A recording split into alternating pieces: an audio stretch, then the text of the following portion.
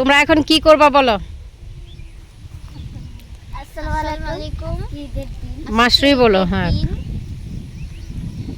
আর এইজন্য এইদিকে তাকিয়ে বলেন প্লিজ। এইজন্য আমরা হুম, আপনাদেরকে আচ্ছা ঈদ উপলক্ষে একটা গান শোনাবো। আচ্ছা আচ্ছা। 3 2 1 go. Aye sangi teramala kun kun. Aye se pingluja jamal jamal nun. Jamal jamal lek jamala jamal kudu. Jamal jamal lek jamala jamal kudu.